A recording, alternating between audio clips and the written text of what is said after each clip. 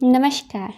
तो अब हम पढ़ते हैं नदियों की सहायक नदियों के बारे में और इम्पोर्टेंट क्वेश्चन।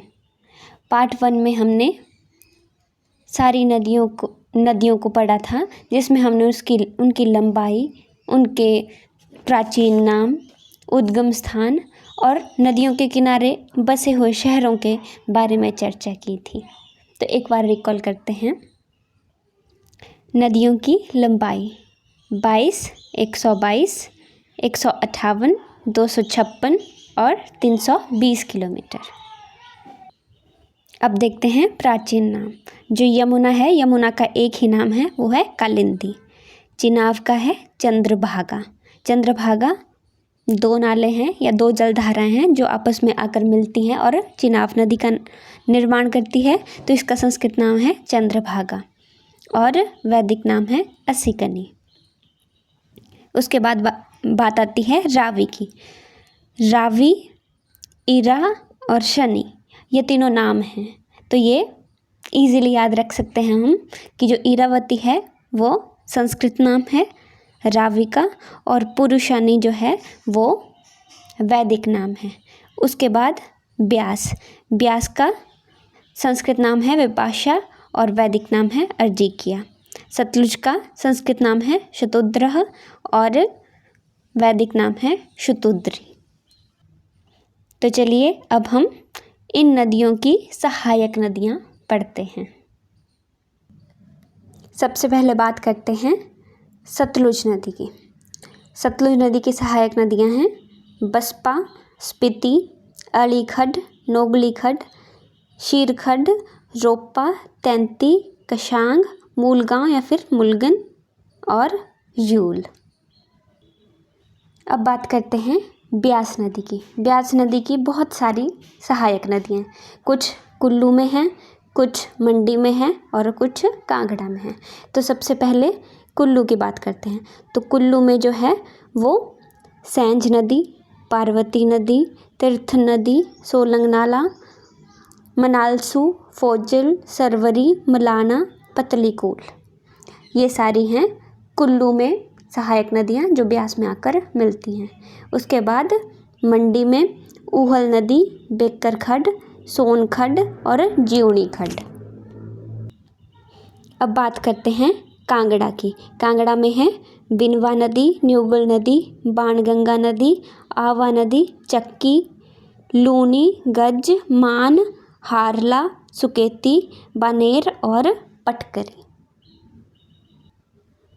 रावी की सहायक नदियां हैं भांदल और तांतगिरी। जो भांदल और तांतगिरी 2 जलधाराएं आपस में मिलती है बड़ा भंगाल क्षेत्र में और रावी नदी का निर्माण करती है। उसके बाद बुधिल, बुधिल को बुढ़ल भी बोलते हैं और बुधिल भी बोलते हैं। तुंडाह खड्ड, बैरा खड्ड, स्यूल खड्ड, बलजेड़ी खड्ड, साल खड्ड इत्यादि। उसके बाद बात करते हैं चिनाब की। तो चिनाब नदी की प्रमुख सहायक नदियां हैं चंद्रा और भागा। चंद्रा और भागा 2 नाले या 2 नदियां आपस में मिलती हैं तांडी नामक स्थान पर, और तांडी नामक स्थान पारालाचा दर्रे के समीप है। ठीक है, तो यहाँ पर आकर मिलती हैं और चिनाब नदी का निर्माण करती हैं। उसके बाद मियार नाला, मियार नाले के बाद सेंचर नाला या फिर सेंचू नाला और तवी नदी। अब बात करते हैं यमुना नदी की। यमुना नदी की सहायक नदियां हैं गिरी, टोंस, पब्बर, आंध्रा, बाटा, पटसरी, अश्वनी और जलाल। एक बात और, जो यमुना नदी है वो गंगा नदी तंत्र का हिस्सा है और जो बाकी 4 नदियां हैं वो सिंधु नदी तंत्र का हिस्सा हैं। अब हम ब्यास से रिलेटेड इम्पॉर्टेंट क्वेश्चन पढ़ेंगे। तो ब्यास नदी कहाँ से प्रवेश करती है? ब्यास नदी मंडी से कहाँ से प्रवेश करती है? तो बजौरा से। पौंग बांध पौंग बांध को और किस नाम से जाना जाता है? तो पौंग बांध को महाराणा प्रताप सागर के नाम से जाना जाता है। पौंग डैम है कांगड़ा में। कांगड़ा जिले का पौंग डैम किस नदी पर बनाया गया है? ब्यास नदी पर। मंडी जिले का प्रसिद्ध विक्टोरिया पुल किस नदी पर बना हुआ है? तो वो बना हुआ है ब्यास नदी पर। ब्यास नदी पर बने दो मुख्य बांध का नाम क्या है? एक पंडोह और दूसरा है पौंग डैम। जो पंडोह डैम है वो हिमाचल प्रदेश का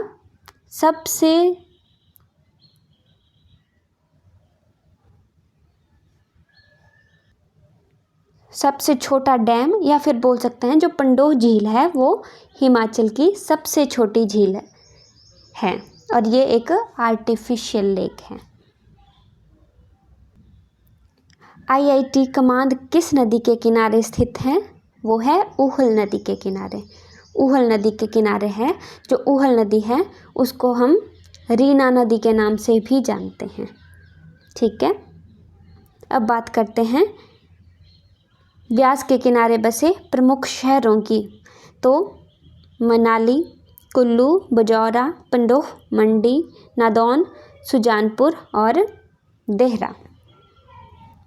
नेक्स्ट देखते हैं मानखड किस स्थान के पास ब्यास नदी में मिलती है? तो वो है नादौन के पास। अब देखते हैं ब्यास में बाखली और जीवनी खड्डें कहाँ पर मिलती हैं? वो मिलती हैं पंडोह में। जो बाखली खड्ड और जीवनी खड्ड ब्यास की सहायक नदी हैं।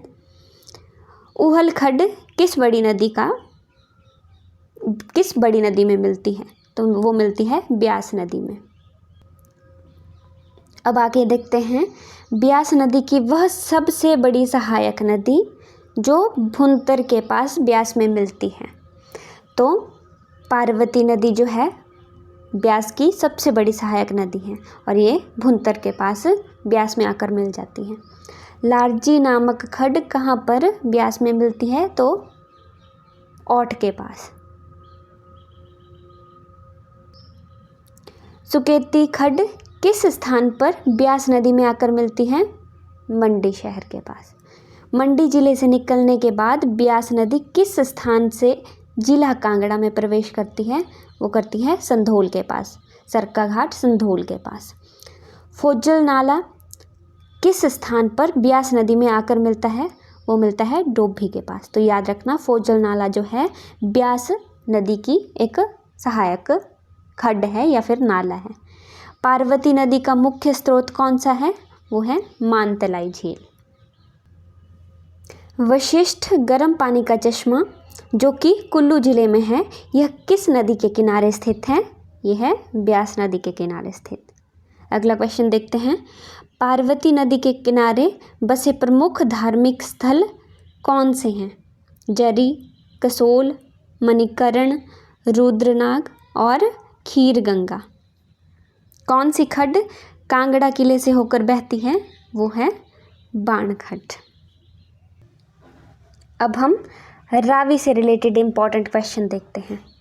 बड़ा भंगाल नामक क्षेत्र जहाँ से रावी निकलती है, यह क्षेत्र हिमाचल प्रदेश के किस जिले में है? तो ये है कांगड़ा जिले में। तो बड़ा भंगाल में भांदल और तंतगिरी दो जलधाराएं मिलती हैं और रावी नदी का निर्माण करती हैं। रावी नदी किस पर्वत श्रृंखला से निकलती है? तो उत्तर है धौलाधार पर्वत श्रृंखला से। किस नदी को स्थानीय बोली में रौती भी कहा जाता है? तो रावी को रौती भी कहा जाता है। हिमाचल प्रदेश के चंबा जिले में बहने वाली कुगती खड्ड और मणिमहेश खड्ड का संगम किस स्थान पर होता है? तो वो होता है हड़सर में। कुगती खड्ड और मणिमहेश खड्ड का मिलन होने के बाद इन्हें किस खड्ड के नाम से जाना जाता है? तो कुगती और मणिमहेश खड्ड का संयुक्त रूप कहलाता है बुड्ढल खड्ड। बुड्ढल खड्ड किस स्थान पर रावी नदी में मिल जाता है? तो वो खड़ामुख स्थान पर रावी नदी में मिल जाती है। आगे देखते हैं चंबा शहर किस नदी के किनारे बसा हुआ है? तो चंबा शहर रावी नदी के किनारे बसा हुआ है। रावी नदी किस स्थान से जम्मू कश्मीर में प्रवेश करती है? तो खैरी नामक स्थान से। हिमाचल प्रदेश की तीसरी सबसे बड़ी नदी कौन सी है? वो है रावी। रावी नदी हिमाचल प्रदेश के किस जिले में बहती है? तो कांगड़ा और चंबा में रावी नदी बहती है। आगे पढ़ते हैं सतलुज नदी के बारे में। तो पहला क्वेश्चन है, हिमाचल प्रदेश की सबसे बड़ी मानव निर्मित झील का निर्माण किसके कारण हुआ है? तो सबसे बड़ी मानव निर्मित झील कौन सी है? वो है गोबिंद सागर। गोबिंद सागर जो बिलासपुर में है।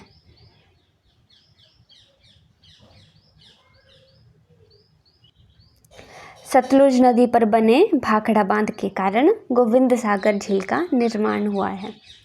उसके बाद कंदरौर पुल जो कि जिला बिलासपुर में है, यह पुल किस नदी पर बनाया गया है? तो कंदरौर पुल बना है सतलुज नदी पर।